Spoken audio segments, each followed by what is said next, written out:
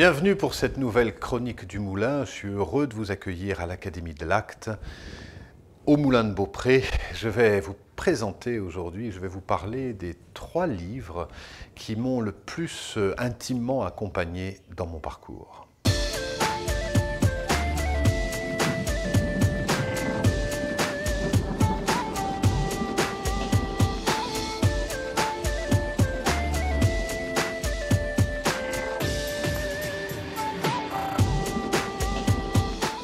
Je suis très heureux de vous accueillir au Moulin de Beaupré et plus particulièrement dans mon bureau, et qui est aussi ma bibliothèque et l'endroit où j'écris des livres.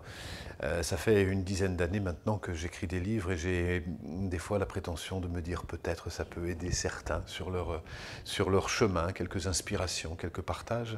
Et je reviens aujourd'hui à tous les moments où j'ai lu un livre moi-même et où ça m'a vraiment éclairé, apporté un autre point de vue, une autre sensibilité.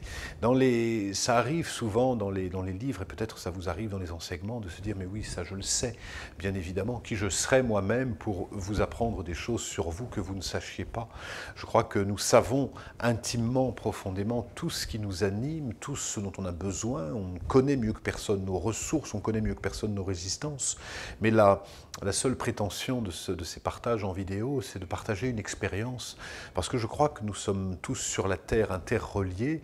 Et quand quelqu'un livre, partage, échange sur son expérience, elle rentre en résonance avec l'expérience des autres. Et donc c'est comme ça que les uns et les autres, on évolue, on avance, on s'ouvre simplement en partageant nos expériences. Alors l'expérience que j'aimerais partager aujourd'hui avec vous, c'est une expérience de lecture et peut-être le premier livre qui m'a vraiment marqué, le premier auteur qui m'a marqué, c'est Krishnamurti. Krishnamurti qui est un sage indien qui est tellement inclassable, tellement, j'ai une relation avec lui tellement intime, tellement émotionnelle, tant ses mots sont riches, sont beaux, sont poétiques. Chacune de ces nouvelles, ou peut-être de ces pensées du jour, commence par une description de l'environnement, description du monde animal. Il raconte comment il est dans une retraite, et puis qu'il regarde les arbres, et que d'un seul coup, il observe les arbres. Et qu'en observant les arbres, d'un seul coup, il y a un enseignement qui vient. Mais les enseignements arrivent toujours mine de rien, et donc il va parler de l'impermanence, de la causalité, de la possession, du lâcher-prise, toujours à travers une observation aiguë de la nature. Et j'ai vraiment souvenir, j'ai eu un maître tibétain qui commençait toujours ses enseignements en lisant les enseignements de Krishnamurti. Et donc c'est toujours un bonheur d'avoir ce livre dans les mains. Rien que de l'avoir dans les mains, je n'ai pas besoin de le lire, c'est comme si je me reconnectais à lui. Et ce livre particulier, Questions-réponses, alors c'est un livre que je vous conseille, notamment si vous démarrez sur un chemin spirituel, parce que c'est très très simple. Et en fait, les élèves ou les disciples, peu importe, posent la question à Krishnamurti, et Krishnamurti répond. Voilà, dans un entretien, par exemple, vous parlez de la mort comme d'un anéantissement total. Vous avez également dit que la mort est suivie de l'immortalité, un état d'existence hors du temps. Peut-on vivre dans cet état? Voilà le type de questions que les élèves posaient à Krishnamurti. Krishnamurti va improviser sur ce thème-là. Question-réponse, c'est Krishnamurti. Quelques années, je vous les livre par sens chronologique où ils me sont tombés dans les mains. Le second livre qui m'a beaucoup inspiré, c'est le livre d'Eckhart Tolle, Le pouvoir du moment présent.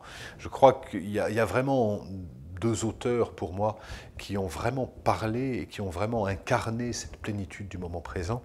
Le premier, c'est Eckhart Tolle, et le deuxième, c'est Thich Nhat Hanh, le Vietnamien. Et là, j'ai vraiment eu un faible pour le pouvoir du moment présent, puisque c'était le premier livre que j'avais lu sur ce sujet. Et Eckhart Tolle nous montre comment, dans le présent, il n'y a aucune souffrance, et que toutes les souffrances sont liées à nos projections, sont liées à notre projection dans le futur, notre projection dans le passé, et que quand on est dans le présent, juste ici et maintenant, libre de tout attachement, libre de toute dépendance, il y a une plénitude qui se met en place. Je vous encourage vraiment à lire ce livre. Et je terminerai par un troisième coup de cœur. J'en ai pris trois, parce que comme ça faisait un titre à la vidéo, les trois livres qui m'ont marqué. Mais j'aurais pu dire les 5 livres, ou les 10 livres, ou les 100 livres, il y en a eu tellement. Il y a vraiment eu un moment donné dans ma vie où les auteurs m'ont aidé en m'inspirant, en racontant leur expérience. Et cette Christiane Singer, je crois que j'ai lu tout ce qu'elle a écrit, tellement sa plume. Ah, il y a des auteurs, vous savez, quand vous les lisez, et là je la lis, je me dis, mon Dieu, qu'elle écrit bien dès les premières pages, dès les premières anecdotes. Elle a l'art de tricoter les anecdotes, les enseignements, des histoires, des choses qui lui sont arrivées, et de passer du coq à l'âne.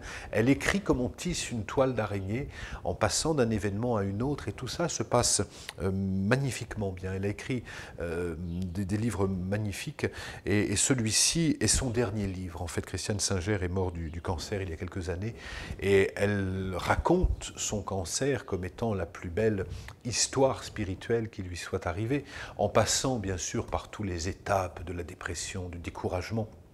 Et à un moment donné, prendre conscience qu'elle n'est pas ce corps, qu'elle n'est pas ces émotions, qu'elle n'est pas cette maladie. Et alors, si elle n'est plus tout ça, elle peut s'ouvrir à l'infini. Il n'y a juste plus rien qui ne peut l'atteindre.